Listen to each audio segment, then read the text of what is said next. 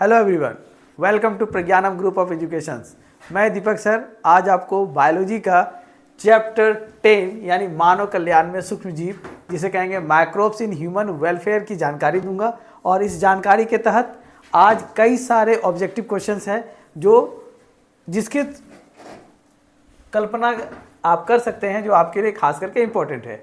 सबसे पहला सवाल हमारा है, which microorganism is used in the production of curd, यानी दही के उत्पादन में। यहां गौर करेंगे, सबसे पहला क्वेश्चन देखिए, सबसे इजी भी क्वेश्चन है कि दही के उत्पादन में किस सूक्ष्म जीव का उपयोग किया जाता है। ये हमने कल भी चर्चा किया था कि भाई दूध में जो है वो लैक्टिक एसिड के रूप में पाया जाएगा और केसिन प्रोटीन पाया जाएगा, और जहां लैक्टिक एसिड रहेगी तो वहां इंपॉर्टेंट टर्म्स दिखेगा आपको लैक्टोबैसिलस, यानी तो सही आंसर है हमारा है कि दूध दही के उत्पादन में कौन सा सूक्ष्मजीव रहेगा, तो सही आंसर हो गया लैक्टोबैसिलस। नेक्स्ट अगले क्वेश्चंस में आएंगे हम लोग। यहाँ है मिथेनोजेंस कहाँ पाए जाते हैं। मिथेनोजेंस आर फाउंड इन, यहाँ गौर करना है, मिथेनोजेंस इसे ढूंढना है कि ये माइक्रोब्स कहाँ पाए जाते हैं। तो ये जो मिथेनोजेंस है ये पाया जाएगा, हाँ ये कहाँ कहाँ मौजूद रहेंगे, तो यहाँ गौर करेंगे। आप पढ़े होंगे जो शाकाहारी जीव होते हैं, तो शाकाहारी जीव के आंत में मिथेनोजेन नामक बैक्टीरिया पाई जाती है। तो पहला सही आंसर हमारा है कि भाई पशुओं के रूमेन में पाई जाती है। लेकिन इसका मुख्य काम क्या है कि ये गोबर गैस में सहायता प्रदान करता है, तो यानी गोबर को सड़ाने गलाने में महत्वपूर्ण रोल अपनाएगा। साथ ही साथ ये मिथेनोजेन जो है एक प्रकार का अवायवीय जीवाणु के रूप में जाने जाते हैं। अब देखना ये क्या कि यही है या और भी कुछ है। तो पहला हो गया कैटल रूमेन, यानी पशुओं के रूमेन, रूमेन यानी आंत में पाई जाएगी, तो सही बात है भाई, शाकाहारी पशुओं के आंत में पाई जाएगी।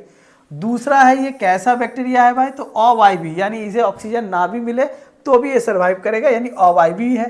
तो जब दो सही है तो तीसरा पे भी गौर करेंगे, वेटलैंड सॉइल्स यानी आर्द्र भूमि मिट्टी में, यानी जहाँ गीली या सड़ी गली चीज रहेगी वहाँ ये इजीली सर्वाइव करेंगे, यानी ये भी है। तो तीनों आंसर जो है इस मिथेनोजेंस के लिए सुटेबल है। तो हमारा जो सही आंसर होगा ये ऑल ऑफ द अबव है। तो अब यहाँ गौर कीजिएगा, ये नहीं कि आपको पहला ऑप्शन मिला और आप टिक मार दिए, आप एक बार कभी कभी सारे ऑप्शंस को भी देखेंगे। तो सही आंसर हमारा हो गया डी नंबर। चलिए अगले क्वेश्चन में आएंगे, which microbes is use in the production of ethanol. यहाँ गौर करना है, क्या पूछा गया है, आपको बताना है कि इथेनॉल का प्रोडक्शन कहाँ होता है और किस माइक्रोब्स के उपयोग से होता है। यानी सिंपल हिंदी में देखेंगे, इथेनॉल के उत्पादन में किस सूक्ष्म जीव का उपयोग किया जाता है। तो अब चलिए चारों ऑप्शन को देखते हैं एक एक करके भाई इथेनॉल को। तो पहला है सैक्रोमाइसिस सर्विसी, दूसरा है एस्परजिलस नाइगर, तीसरा है राइजोपस और चौथा है क्लोस्ट्रीडियम। तो हमारा सही आंसर है कौन, सैक्रोमाइसिस सर्विसी। चलिए अगले क्वेश्चन में आएंगे, question number 4, biofertilizer are use to. Biofertilizer यहाँ टर्म तोड़ते हैं, बायो मतलब लिविंग, फर्टिलाइजर मतलब कि फर्टिलिटी बढ़ाने के लिए, यानी उर्वरता क्षमता बढ़ाने के लिए। तो मिट्टी में जैव उर्वरकों का उपयोग किसके लिए किया जाता है। तो अब यहाँ देख लीजिए, क्लियर हो गया कि जैव उर्वरक है, तो जैव उर्वरक क्या करेगी भाई, उर्वरता क्षमता को बढ़ाएगी। और उर्वरता क्षमता किस में बढ़ेगी, तो भाई मिट्टी में बढ़ेगी। तो अब सीधे तौर पे अगर आंसर को देखेंगे तो कहीं ना कहीं हमको दिखेगा भाई, क्या दिख रहा है कि इंक्रीज सॉइल फर्टिलिटी। तो हमारा सही आंसर होगा मिट्टी की उर्वरता बढ़ाने के लिए। इसके अलावा भी ऑप्शन देख सकते हैं कि क्या और भी कोई है, तो यहाँ तो ऑल ऑफ दिस है नहीं, तो चलिए कोई बात नहीं। कंट्रोल पेस्ट, ऐसा कोई भी सवाल का जवाब में आंसर में नहीं दिया गया। रिड्यूस विट्स, ये भी नहीं है भाई जैव उर्वरक का काम। और तीसरा इनहेंसमेंट वाटर रिटेंशन, ये भी नहीं है। तो सही आंसर हमारा हो गया ए नंबर पॉइंट। अगले नंबर क्वेश्चन में आएंगे, question number 5, which of the following is an example of bio control agent. यहाँ क्वेश्चन ढूंढना है, bio control agent. Bio control agent का तात्पर्य होता है जैव नियंत्रण क्रिया करना। जैव नियंत्रण करने का तात्पर्य है कि जो भी माइक्रोब्स उस पौधे को खराब कर रहे हैं तो उससे बचाने के काम करना है। और कल हमने इसमें एक चर्चा भी किया था, एक बीटी टर्म्स आया था कि बीटी एक प्रकार का जीवाणु है। और ये जीवाणु कैसे जीवाणु है भाई, तो ये बीटी कॉटन, यानी ये जीवाणु क्या करेगा कि यानी पौधे के पत्तियों में हम इसे छिड़क देते हैं ताकि कोई भी कीट या कोई भी बाहरी जो जीव होते हैं वो पत्ते को नुकसान, अगर भृंग ऐसा कुछ नुकसान करते हैं तो उससे बचाने का काम करते हैं। तो बायो कंट्रोल एजेंट के बारे में अगर पूछा जाए तो सही आंसर है हमारा बैसिलस थुरिनजेनेसिस। आंसर में गौर करेंगे बैसिलस थुरिनजेनेसिस, ये सब नाइट्रोजन फिक्सेशन में मदद करते हैं या अन्य प्रक्रिया में मदद करते हैं। तो सही आंसर हमारा हो जाएगा बैसिलस थुरिनजेनेसिस। चलिए अगले टर्म में आएंगे, which microbes is use in the production of Swiss cheese. यहाँ देखिए स्विस चीज जो है ये पनीर है, यानी स्विस चीज के उत्पादन में किस सूक्ष्म जीव का उपयोग किया जाता है। तो यहाँ दो तरह का पनीर आपको चैप्टर 11 में पढ़ने के लिए मिलेगा, एक है रॉक्यूफोर्ट और दूसरा है स्विस पनीर। यानी स्विस चीज यानी स्विस पनीर के उत्पादन में कौन सा सूक्ष्म जीव का प्रयोग किया जाता है। तो सीधे सीधे आपके एनसीईआरटी में क्लियरेंस दिया हुआ है कि प्रोपियोनिबैक्टीरियम सार्मेनी, ये जीवाणु का प्रयोग स्विस पनीर को बनाने में किया जाता है। तो सही आंसर हमारा हो जाएगा क्या, प्रोपियोनिबैक्टीरियम सार्मेनी। अगले टर्म में आएंगे questions, the role of microbes in sewage treatment, sewage उपचार। यहाँ देखिए सीवेज का ट्रीटमेंट को हम लोग कहते हैं वहित जल मल और ट्रीटमेंट यानी उपचार। अब आपको पहले ये समझना होगा कि वहित जल मल है क्या। जब किसी जल में सूक्ष्मजीव की मात्रा बढ़ जाए और कई तरह के गंदे पदार्थों का उसमें मिलन होता रहे तो ऐसे जल को हम लोग वहित जलमल कह सकते हैं। जैसे घर से निकला हुआ गंदगी या एक्सक्रेटा वाले जल, मलमूत्र इत्यादि सारे इसमें शामिल रहे नहीं हैं। तो आपसे पूछा गया है कि भाई वहित जलमल उपचार में सूक्ष्म जीवों की क्या मुख्य भूमिका है, यानी सूक्ष्म जीव किस तरीका से अपनी रोल को प्ले करते हैं। तो पहला हो गया डिकम्पोज ऑर्गेनिक मैटर, तो ये तो सूक्ष्म जीव का काम ही है कि भाई डिग्रेडेट करना, और सूक्ष्म जीव जैविक पदार्थों को तोड़ते हैं, इसीलिए इसे वातावरण का रक्षक के भी कहते हैं, यानी इन्वायरमेंट का बचाने वाले, यानी वातावरण को रक्षक है ना, कि किस तरीका से वातावरण को बचाते हैं। तो ये डिकम्पोज ऑर्गेनिक मैटर, चलिए ये भी सही है। दूसरा है बायोगैस, ऑटोमेटिक है कि भाई माइक्रोब्स, अभी हम लोग मैथेनोजन बैक्टीरिया के बारे में पढ़े कि ये क्या चीज़ के उत्पादन में मदद करते हैं, बायोगैस के उत्पादन में, तो ये भी प्रोड्यूस करेंगे बायोगैस। तीसरा है रिमूव पैथोजन, यानी जो रोगजनक फैल रहे हैं उसको हटाने में भी ये काम करते हैं। तो ये तीनों ही आंसर कहीं ना कहीं सूक्ष्म जीव के लिए जिम्मेदार है और ये सीवेज उपचार में अपनी मुख्य भूमिका निभाते हैं। तो हमारा जो सही आंसर होगा वो हो जाएगा ऑल ऑफ द एबव।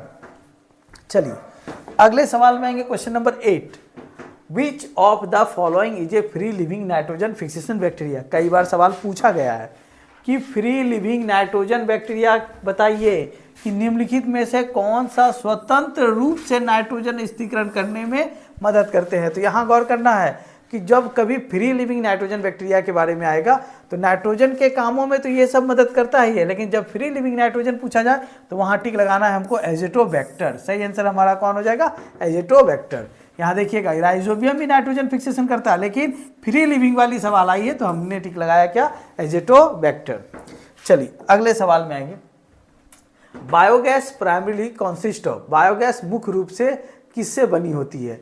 अब यहाँ देखना है कि बायोगैस, तो आप यहाँ पहले अगर आप देखे होंगे चैप्टर 10 को बहुत अच्छे से अगर पढ़े होंगे तो आपको एक टर्म्स मिला होगा गोबर गैस। तो गोबर गैस एक लॉन्ग क्वेश्चंस के रूप में उभर कर आते हैं कि भाई गोबर गैस संयंत्र किसे कहते हैं, या इसी का टुकड़ा टुकड़ा क्वेश्चन आएगा कि मिथेनोजन बैक्टीरिया से क्या समझते हैं, या गोबर गैस से क्या समझते हैं, या गोबर गैस के दौरान बनने वाली कौन कौन सी गैस है इसके बारे में बताते हैं। तो आपने एक संयंत्र देखा होगा इस टाइप से कि एक टैंक होता है जो कि 10 से 15 फीट का रहेगा, एक कंटेनर यहाँ रहता है, एक कंटेनर यहाँ रहता है। इस टाइप से एक तरफ से हम लोग क्या करते हैं, मटेरियल को डालते हैं, जब ये सर गल जाता है तो दूसरी तरफ से यानी उर्वरक के रूप में यानी खाद के रूप में इसको निकालते हैं, और यहाँ डिफरेंट टाइप्स ऑफ गैसेस के रूप में यहाँ जमा होगा और बाद में इस टैंक के माध्यम से गैस को हम लोग रिलीज कर देते हैं। तो आखिर यहाँ पे जो गैस जमा होगा इसमें मुख्य रूप से कौन कौन सा गैस होगा, तो बायोगैस के रूप में मुख्य रूप से जो बनेंगे वो मीथेन, ये भी सही आंसर है क्योंकि ये ज्वलनशील के रूप में इसका उपयोग करेंगे, तो सबसे ज़्यादा मात्रा में जो बनने वाले हैं वो मीथेन गैस है। उसके अलावा देखते हैं कार्बन डाइऑक्साइड, ये भी इसका भी निर्माण होता है। दूसरा है हाइड्रोजन सल्फेट यानी H2S, इसका भी निर्माण होता है। तो कहीं ना कहीं ये तीनों ही गैस का निर्माण बायोगैस संयंत्र से होता है, इसलिए इनमें कहेंगे कि ये मुख्य रूप से बनने वाली गैस कौन है, तो सही आंसर हमारा हो गया ऑल ऑफ द एबव। यहाँ गौर करना मुख्य रूप से, और अगर इसके अलावा कुछ और रहे और सिर्फ एक्स्ट्रा में मीथेन रहे तब हम मीथेन पे टिक लगाएंगे, लेकिन कहीं ना कहीं ये तीनों ही गैस यहाँ पे बन रहे हैं तो आंसर हो जाएगा सभी, यानी methane, carbon dioxide, hydrogen sulphide, एक और गैस मिसिंग कर दिया जो है क्या, चौथे में हाइड्रोजन। यानी ये चारों चीज का निर्माण होता है बायोगैस संयंत्र में।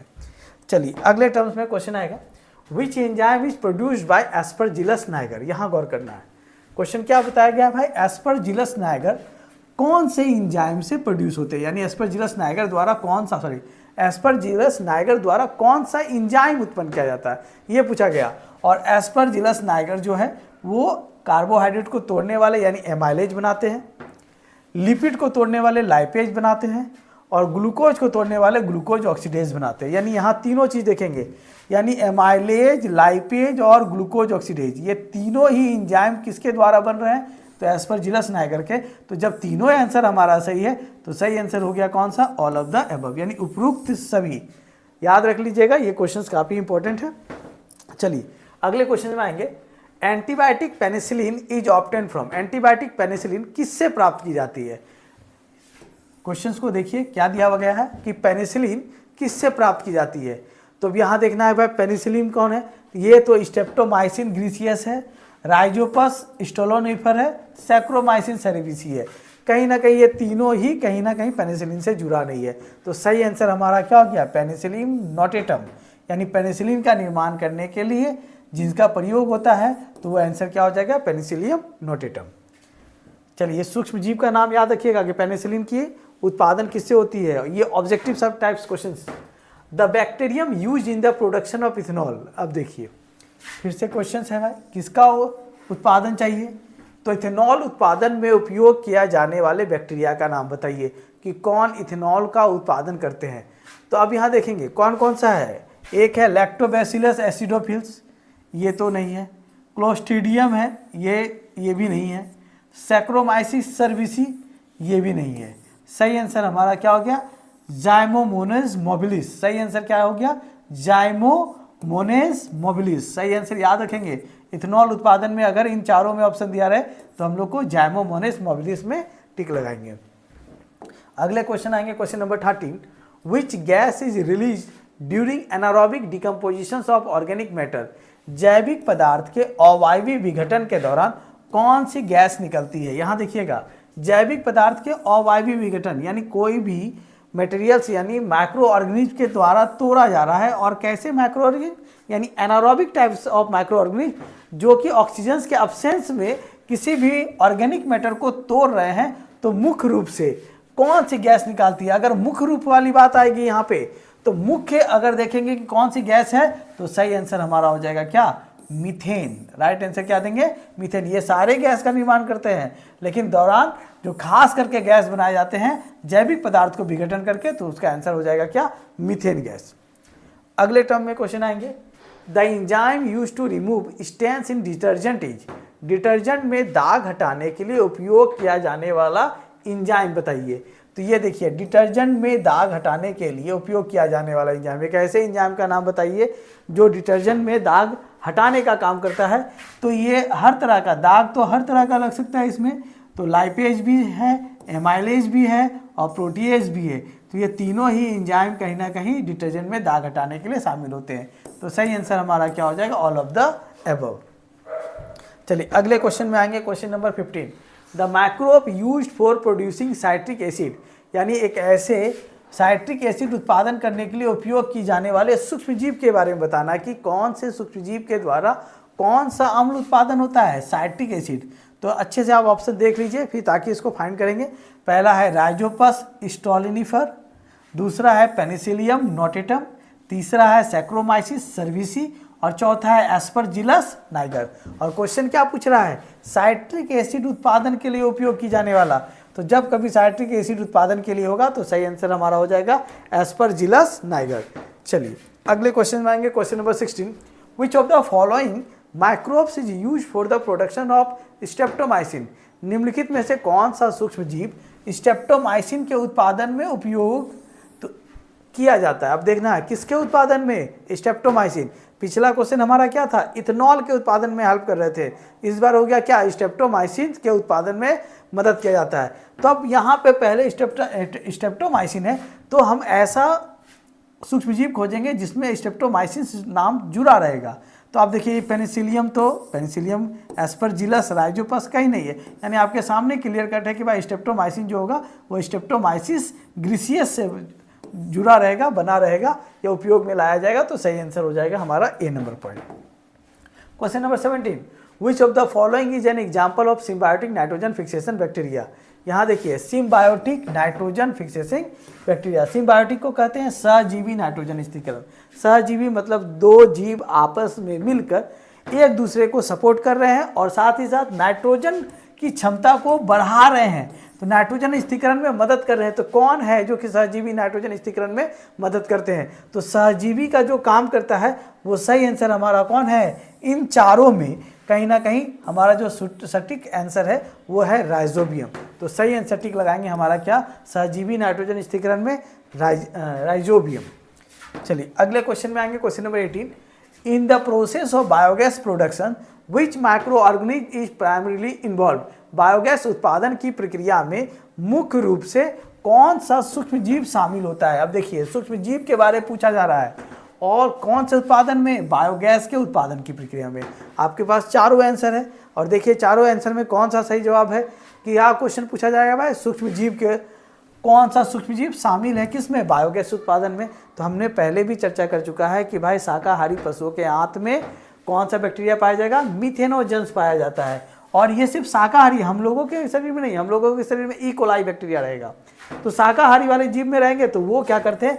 ये मिथेनोजन आसानी से शाकाहारी चीज़ों को पचा लेते हैं और पचा के कौन सा गैस बनाएंगे? मुख्य रूप से जो गैस बनाएंगे वो CH4 यानी मीथेन के रूप में तैयार करते हैं। तो सही आंसर हमारा हो गया A number point. Question number 19, the primary role of microbes in the production of antibiotic is.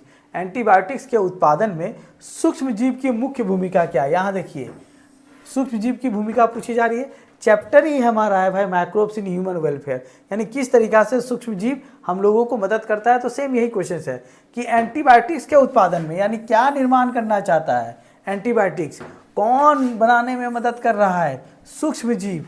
और ये क्यों बनाया जा रहा है ये चीज़ देखना है कि जब कभी एंटीबायोटिक हमारे शरीर में इन्वॉल्व होते हैं तो हमारे शरीर में पनपने वाले रोगों को या तो मार देते हैं या उसकी जो गति होती है रोग फैलाने की उसको धीमी कर देती है। तो अब देखना है कि कहीं इसी में से कहीं कुछ है। तो आंसर देखेंगे प्रोड्यूसिंग टॉक्सिन क्या हमारे शरीर में जहर पैदा करते हैं? नहीं। इनहैंसमेंट फर्मेंटेशन किण्वन को बढ़ावा देते हैं? नहीं। तीसरा हो गया breaking down of organic matter, क्या हमारे शरीर में जैविक पदार्थों को तोड़ते हैं? नहीं। बल्कि क्या काम करते हैं? किलिंग और inhibiting the growth of other microbes, यानी अन्य सूक्ष्म जीवों की वृद्धि को या तो रोकते हैं और या फिर क्या करते हैं? मारने का काम करते हैं। तो सही आंसर हमारा यही है कि एंटीबायोटिक्स का मुख्य रूप क्या है कि शरीर में पनपने वाले जो भी इन्फेक्शन है या संक्रमण है उसके वृद्धि को रोकना या फिर उसे मारना। चलिए अगले क्वेश्चन में आएंगे, question number 20, which microorganism is used for the large scale production of vitamin B12। Vitamin B12 के बड़े पैमाने पर उत्पादन के लिए किस सूक्ष्म जीव का प्रयोग किया जाता है? अब यहाँ गौर करना है, आपको फिर पूछा गया यानी किसके बारे में? माइक्रो ऑर्गेनिज्म के बारे में। यानी ये चैप्टर पढ़ना है तो आपको माइक्रो ऑर्गेनिज्म के बारे में विशेष करके उसका नाम को याद करना है। क्या बढ़ाना है भाई? तो विटामिन B12 को बढ़ाना है। अब यहाँ गौर करेंगे विटामिन B12 को बढ़ाना है और विटामिन B12 को बड़े पैमाने पर अगर बढ़ाना है तो याद रखेंगे कि अगर मिल्क में भी देखेंगे तो विटामिन B12 है। तो ये चलिए भाई अगर दूध पीते हैं तो आपको भी विटामिन B12 मिल रहा है। लेकिन अगर बड़े पैमाने पर उत्पादन हो रहा है तो बड़े पैमाने के लिए हम लोग को पनीर बनाना पड़ेगा और प्रोपियोनी बैक्टीरियम इसमें मदद करेगा। यानी कौन हो गया? Propioni bacterium. इसके पहले ही हमने बताया था कि चीज़ यानी स्वीट चीज़ बनाने में कौन मदद किया था? प्रोपियोनी बैक्टीरियम सार्मिनाई, है ना। आप स्वीट पनीर पूछे, रॉक्यूफेट पनीर पूछे या फिर आपसे सिर्फ पनीर या चीज़ बनाने में कौन मदद करता है? तो प्रोपियोनी बैक्टीरियम सार्मिनाई। और ये क्या बढ़ाता है भाई? मिल्क में B12 की मात्रा को ज़्यादा बढ़ाने का काम करता है। ऐसे दही की भी मात्रा में रहती है, लेकिन सही आंसर अब यहाँ दे दिया है कि बड़े पैमाने पे। तो जब बड़े पैमाने पे रहेगा तो आंसर देंगे प्रोपियोनी बैक्टीरियम सार्मिनाई। अगले क्वेश्चन में आएंगे, the secondary treatment of sewage is also called. Sewage का द्वितीयक उपचार किसे कहा जाता है? अब यहाँ देखिए सीवेज मतलब ही बताएं आपको क्या? वहित मल। वहित मल मतलब कि जो नाली कचरे में या गंदी नालियों में बहता हुआ जल, सिंपल भाषा में ये सोचिए कि वैसा जल जो कि दूषित हो, घरों से निकला हुआ वेस्ट जल हो, मलमूत्र हो, नदी नालाओं में जो बहता हुआ गंदा संक्रमित जल, वैसे जल को सीवेज कहते हैं। और सीवेज का हम लोगों को क्या करना है, द्वितीयक उपचार करना है। यानी किस मेथड का अपनाएंगे, तो the secondary treatment of sewage is also called. इसमें से कौन प्राइमरी है, कौन द्वितीयक है, कौन तृतीयक उपचार है, इसी तरीका से देखेंगे। तब यहाँ गौर करना, क्वेश्चन पूछा गया द्वितीयक उपचार बताना है, तो द्वितीयक उपचार में सही आंसर हमारा जो होगा वो केमिकल ट्रीटमेंट होगा, रासायनिक उपचार। ये जो सीवेज वाला सवाल है, यानी किस तरीका से आप सीवेज के उपचार में किस तरीका से द्वितीय उपचार की महत्वपूर्ण भूमिका निभाते हैं, ये आप सेम इसी टाइप का क्वेश्चन चैप्टर 16 में भी पढ़ेंगे कि किस तरीका से हम जल प्रदूषण को बचा सकते हैं, यानी जल प्रदूषण को बचाने के लिए क्या क्या उपाय कर सकते हैं। तो हम थोड़ा सा चर्चा आप में कर सकते हैं कि वहित मल जल का हम कैसे उपचार करते हैं। तो सबसे पहले क्या कहते हैं कि वहित मल यानी जो गंदा जल बह रहा है उसमें हम लोग भौतिक प्रक्रिया से पहले छानते हैं उसको, कि जो भी उस जल में गंदगी है तो उसको भाई छानने का काम करेंगे। तो पहला काम जो हमारा होगा उसको हम लोग कहेंगे फिजिकल ट्रीटमेंट, यानी पहला उपचार क्या हो गया, भौतिक प्रक्रिया, यानी उस जल में तैरता हुआ प्रक्रिया को छानते हैं।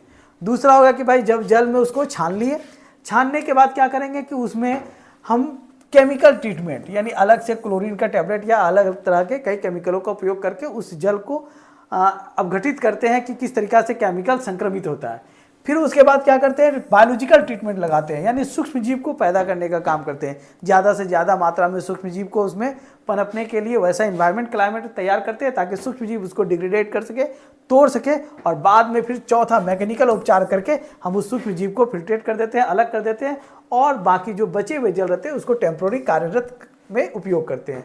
लेकिन यहाँ क्वेश्चन आपका द्वितीयक उपचार पूछा है, तो द्वितीयक उपचार के लिए सही आंसर हो गया हमारा केमिकल ट्रीटमेंट। चलिए अगले टर्म में आएंगे, which of the following is not a biofertilizer. Question कितना अच्छा दिया गया है, क्या इनमें से नेगेटिव क्वेश्चन है, यहाँ गौर करना है कि कौन बायो फर्टिलाइजर नहीं है। बायो फर्टिलाइजर मतलब जैव उर्वरक, जैव उर्वरक यानी मिट्टी की उर्वरता क्षमता को बढ़ाने में कौन मदद नहीं करते हैं। तो चलिए भाई, आप पढ़े होंगे पिछले कक्षाओं में, आपने ये भी देखा कि नील हरित शैवाल, हमने कहा था कि भाई धान के खेतों में जल के ऊपर एक छाली जैसा लेयर बन जाता है जिसे हम लोग ब्लू ग्रीन एल्गी कहते हैं, और ये भी नाइट्रोजन फिक्सेशन में मदद करते हैं। तो क्या जैव उर्वरक नहीं है, तो आंसर है कि हाँ भाई ये जैव उर्वरक है। दूसरा है एजोस्पाइरलम, ये भी पौधे के जड़ों में उर्वरता क्षमता बढ़ाने में मदद करता है। राइजोबियम ये भी बढ़ाने में करता है। लेकिन नेगेटिव क्वेश्चन पूछा कि कौन नहीं करता है, तो सही आंसर हमारा हो जाएगा क्या, DDT। सही आंसर क्या हो जाएगा, DDT। DDT का पूरा नाम अगर आप नहीं याद किए तो याद कर लीजिएगा, पूरा नाम है डाइफिनाइल ट्राइक्लोरो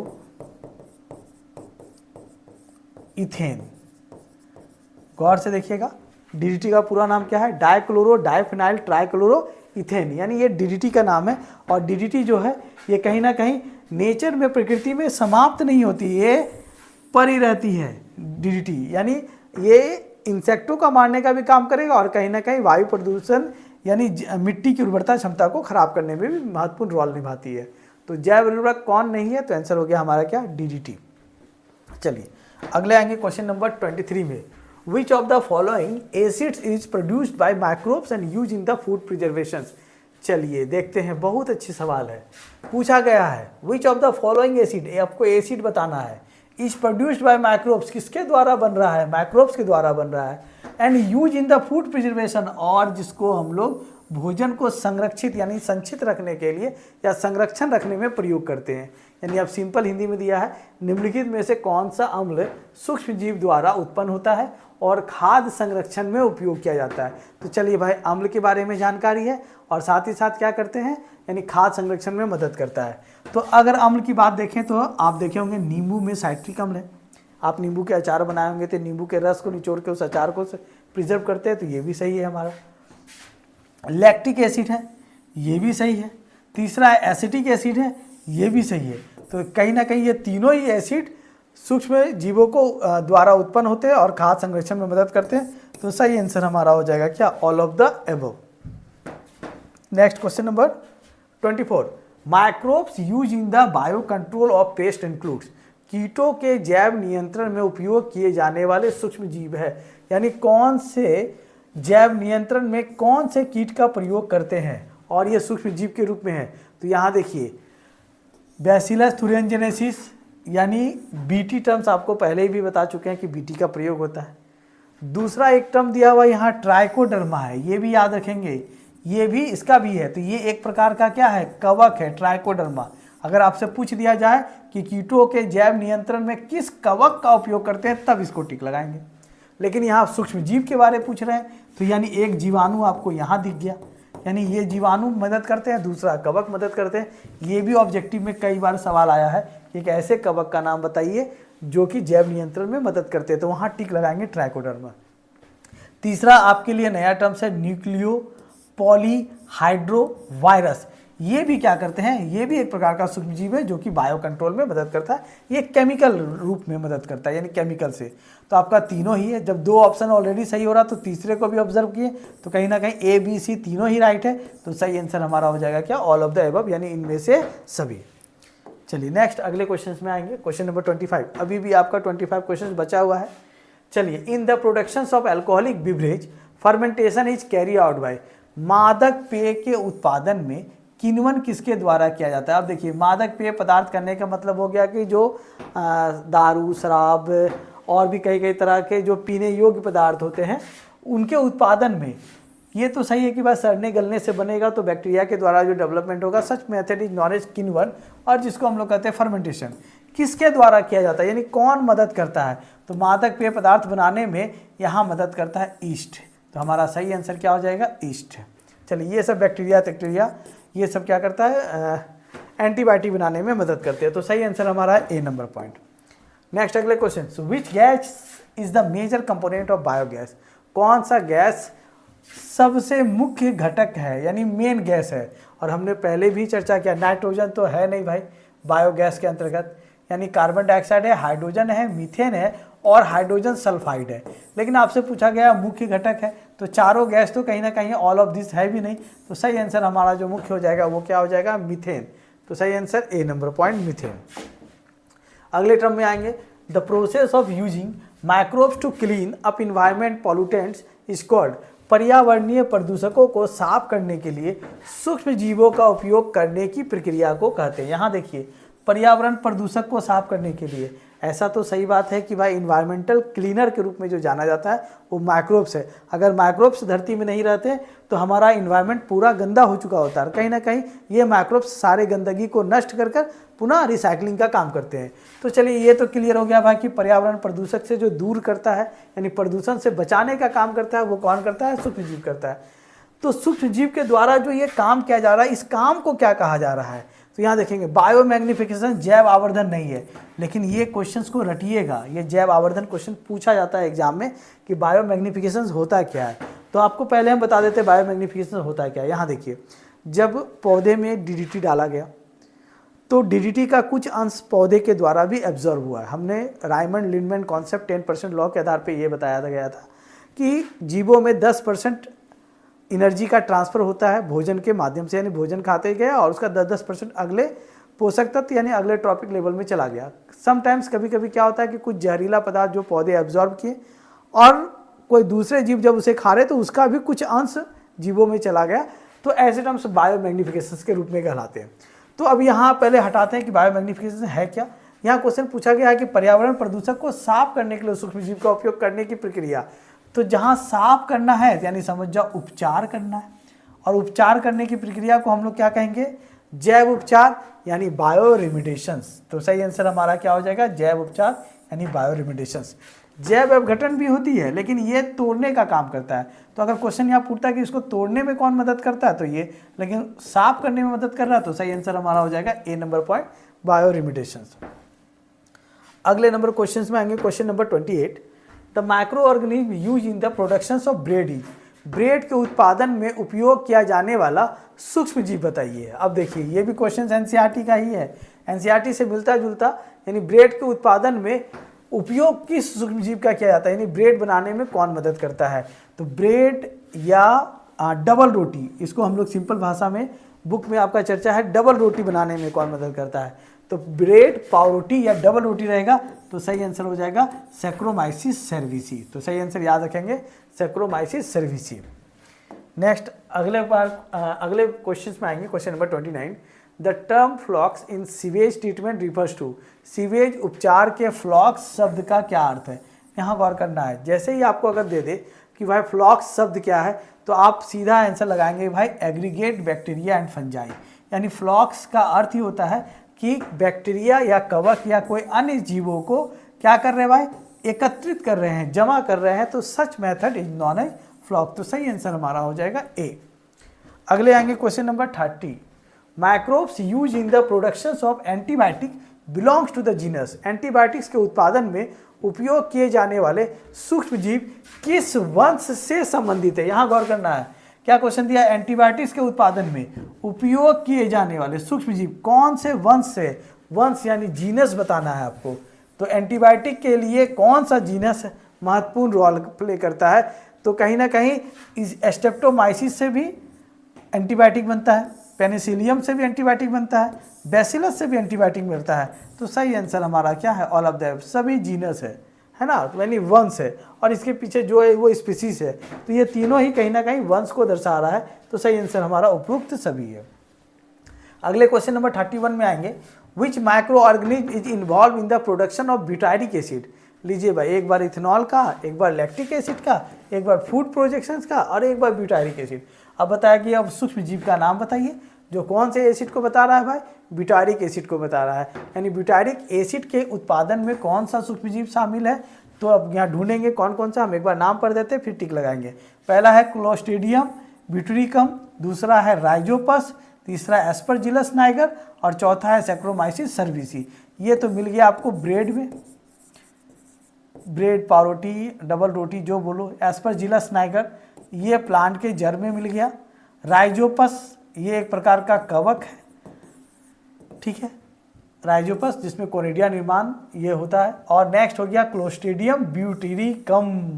अब यहाँ देखेंगे ब्यूटेरिकम यानी ब्यूट है, यानी याद रखने के लिए ट्रिक, यानी कैसा एसिड, ब्यूटारिक एसिड। तो सही आंसर हमारा हो गया ए नंबर पॉइंट। चलिए अगले टर्म्स में आएंगे, question number 32। The microorganism used for the production single cell protein is. कल भी हमने चर्चा किया था एससीपी। एससीपी कहने का मतलब है सिंगल सेल प्रोटीन। इसके अंतर्गत जो आता है वो खास करके स्पाइरुलिना, कल हमने चर्चा भी किया था, ये नाम भी लिया था कि एक स्पाइरुलिना है जो कि काफ़ी महत्वपूर्ण होता है ये सिंगल सेल प्रोटीन में। यानी इसका प्रयोग ज़्यादातर हम लोग अपने शरीर में मौजूद प्रोटीन की मात्रा को बढ़ाने में करते हैं। ऐसा माना जाता है कि अगर आप थके हुए हैं और अगर आप स्पाइरुलिना से बने टैबलेट को लेते हैं तो आप अपने से शारीरिक रूप से ज़्यादा चुस्त दुरुस्त महसूस करेंगे। तो सही आंसर हमारा हो जाएगा क्या, स्पाइरुलिना। तो एससीपी के बारे में आएगा तो आंसर देंगे स्पाइरुलिना। अगले टर्म में आएंगे, क्वेश्चन नंबर 33। इन सीवेज ट्रीटमेंट प्लांट्स, यानी वहित मल जल उत्पादन में, यानी सीवेज ट्रीटमेंट जिसको हम लोग कहते हैं सीवेज उपचार संयंत्र में, anaerobic bacteria are use produce. यानी इसमें जो अवायवी है, अवायवी मतलब जिसमें रिस्पिरेशन की प्रक्रिया हो रही है लेकिन ऑक्सीजन की अनुपस्थिति में हो रही है।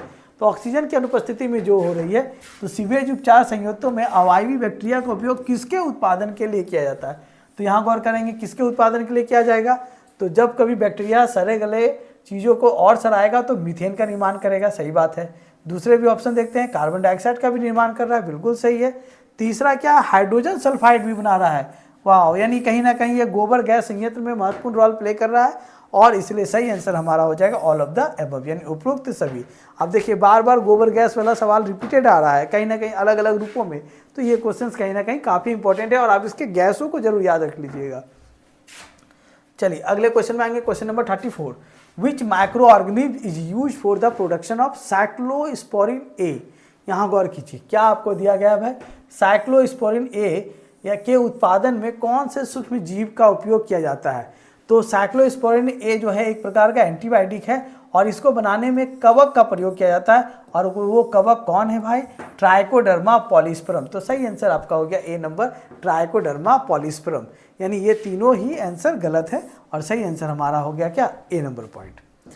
अगले क्वेश्चन में आएंगे, question number 35। Mycorrhiza is a symbiotic association between. अब यहाँ टर्म समझना है, सिम्बायोटिक एसोसिएशन, हमने आपको पहले भी बताया कि सिम्बायोटिक मतलब सहजीवी, यानी दो जीवी मिलकर आपस में सर्वाइव करते हैं तो उसको सहजीवी कहेंगे। आप 11 में भी पढ़े होंगे भाई, कवक के समूह को कवकांश और शैवाल के समूह को शैवलांश कहते हैं। ये शैवलांश और कवकांश आपस में मिलकर बहुत आसानी से सर्वाइव कर जाते हैं। तो सेम यहाँ पे भी है कि माइकोराइजा किसके बीच सहजीवी संबंध बनाते हैं। तो अगर माइकोराइजा से सवाल आएगा तो यहाँ पे आएगा कि माइकोराइजा जो होते हैं ये हायर पौधे के जड़ों में पाए जाते हैं। हायर यानी उच्च वर्गीय पौधे के जड़ों में, और ये उच्च पौधे के जड़ों में जाकर यानी कवक और उच्च पौधे के जड़ों में मिलकर ये माइकोराइजा सहजीवी संबंध बनाते हैं। तो सही आंसर हमारा हो जाएगा fungi and roots of the higher plant. तो सही आंसर हमारा हो जाएगा माइकोराइजा। और ये शैवाल और कवक वाली जो हमने चर्चा की थी ये क्लास 11 में आपने पढ़े होंगे लाइकेन के अंतर्गत, है ना, कि लाइकेन में शैवाल और कवक दोनों मौजूद रहता है। चलिए अगले टर्म्स में आएंगे। Question number 36, which microorganism is use for the production of acetic acid. अब यहाँ देखिए लैक्टिक एसिड की चर्चा हो गई, इथेनॉल की चर्चा हो गई, ब्यूटेरिक एसिड की चर्चा होगी, अब आगे एसिटिक एसिड। अब एसिटिक अम्ल के उत्पादन के लिए कौन से सूक्ष्म जीव का प्रयोग किया जाता है। अब यहाँ देखेंगे एसिटिक एसिड है तो लास्ट में क्या दिख रहा है, एसिटी, यानी एसिटिक एसिड का ये वाला टर्म्स, यानी कभी कभी थोड़ा सा माइंड को डेवलप करके रखना है कि कहीं अगर ऐसा लगे कि भाई चारों कन्फ्यूजन में आए हैं हमारे और हमको ढूंढना है कि भाई क्या है, तो जैसे ब्यूटारिक वाले में ब्यूटी देखें उसी तरह एसिटिक एसिड में एसिटी देखेंगे तो सही आंसर हमारा हो जाएगा क्या, एसिटोबैक्टर एसिटी। सही answer A number point. Question number 37, what is the primary use of bio control agents. यानी बायो कंट्रोल एजेंट्स यानी जैव नियंत्रण एजेंट। अब आपको क्वेश्चन पूछा गया भाई जैव नियंत्रण एजेंट का मुख्य उपयोग बताइए, कौन सा मुख्य उपयोग है, इन चारों में किस तरीका से जैव नियंत्रण काम करता है। तो जैव नियंत्रण करने का मतलब है कि रोगों को पनपने से रोकना। तो रोगों को पनपने से रोकने का मतलब हो गया कि फसल की उपज बढ़ाने से, इसको मतलब नहीं, ये तो बायो फर्टिलाइजर है नहीं, उर्वरक क्षमता। इन्वायरमेंट पॉल्यूशन घटाने का ठीका तो लिया नहीं है। इनहेंसिंग सॉइल फर्टिलिटी, मिट्टी की उर्वरता बढ़ाना, इसके लिए यहाँ नियंत्रण है। नियंत्रण यानी कंट्रोल, कंट्रोल यानी control of paste and disease, ये सही आंसर है। तो सही आंसर हमारा हो गया ए नंबर के कीट और बीमारियों का नियंत्रण करना। अगले टर्म में आएंगे question number 38, which bacterium is use in the production of insulin. कौन से जीवाणु किस मदद से इंसुलिन का निर्माण किया जाता है, यहाँ गौर करना है। इंसुलिन और हम लोग बताएं कि हमारे शरीर के अंदर कौन सा बैक्टीरिया पाया गया, यानी ई कोलाई पाया गया। और इंसुलिन का निर्माण कहाँ हो रहा है, हमारे शरीर में भी हो रहा है। तो कहीं ना कहीं इन चारों में देखेंगे तो आपको दिख रहा है ई कोलाई कहीं ना कहीं, है ना, ई कोलाई। तो सही आंसर हो गया क्या, ई कोलाई। तो और ई कोलाई का पूरा नाम है एस्क्रिचिया कोलाई, याद रखेंगे ई कोलाई का पूरा नाम एस्क्रिचिया कोलाई। चलिए अगले क्वेश्चन में आएंगे। The term biogas refers to a mixture of. Biogas शब्द किसके मिश्रण को संदर्भित करता है, यानी किसके मिश्रण को दर्शाता है। तो बायोगैस में आप गौर करेंगे एक एक करके। अमोनिया एंड मीथेन, मीथेन तो है लेकिन अमोनिया नहीं है। नाइट्रोजन एंड सल्फर डाइऑक्साइड, ये तो है ही नहीं, चलिए। हाइड्रोजन एंड ऑक्सीजन, ऑक्सीजन नहीं है, चलिए भाई। मीथेन एंड कार्बन डाइऑक्साइड, चलिए सही आंसर हमारा यही मिल गया, मीथेन एवं कार्बन डाइऑक्साइड। यानी बायोगैस शब्द किसके मिश्रण को संदर्भित करता है, तो मीथेन एवं कार्बन डाइऑक्साइड को। अगले टर्म में आएंगे bacillus thuringiensis, short name bacillus thuringiensis का बीटी। कई बार हमने कहा कि भाई बीटी सवाल पढ़िए, बीटी सवाल आता है। Bacillus thuringiensis is use to control. Bacillus thuringiensis का उपयोग नियंत्रण करने के लिए किया जाता है। अब देखिए भाई नियंत्रण करवाना है किसके माध्यम से, बीटी के माध्यम से। तो बीटी क्या काम करता है भाई, तो बीटी आपको बताया कि एक प्रकार का बैक्टीरिया है जो कि कपास या टमाटर या बैगन या किसी भी पौधे में उसके अनुसार डाला जाता है। और जब डालेंगे तो वो बाहरी जीव जैसे भृंग, भौरा और तितली या अन्य प्रकार के जो कीट होते हैं जो पत्ते को नुकसान पहुंचाते हैं उससे हमारी रक्षा करता है, यानी पेड़ पौधे की रक्षा करता है। तो अब यहाँ देखेंगे भाई तो किससे भाई, बाहरी कीट से। तो सही आंसर हमारा हो गया इंसेक्ट पेस्ट, यानी फंगल, वायरल ये सब कोई नहीं है। तो सही आंसर हमारा हो गया क्या, इंसेक्ट पेस्ट। चलिए नेक्स्ट अगले नंबर क्वेश्चन में आएंगे। Question number 41, the gas produced in anaerobic sludge digester is. और वायवीय कीचड़ पाचक में उत्पन्न गैस है, यानी ऑक्सीजन की उपस्थिति में जो सूक्ष्म जीव में मौजूद कीचड़ पाचक के रूप में कौन से गैस मौजूद रहते हैं। अब ढूंढना है अवायवीय कीचड़ पाचक में उत्पन्न गैस। तो भाई जहाँ सर गल रहा है वहाँ मीथेन का भी निर्माण हो रहा है, कार्बन डाइऑक्साइड का भी निर्माण हो रहा है और हाइड्रोजन सल्फाइड का भी निर्माण हो रहा है। तो जब तीनों ही हो रहा है और हमारा एक ही आंसर में दिया है ऑल ऑफ द एबव, तो सही आंसर क्या हो जाएगा? All of the above. यानी जहाँ कीचड़, दलदल, गोबर, नमी वाले एरिया में अगर होंगे तो ये सब होंगे। चलिए अगले टर्म में आएंगे questions. Question 42, spirulina is rich in, यानी स्पाइरुलिना, अभी हमने चर्चा किया था कि स्पाइरुलिना जो एग्जाम्पल है वो एससीपी के है। एससीपी यानी सिंगल सेल प्रोटीन के है।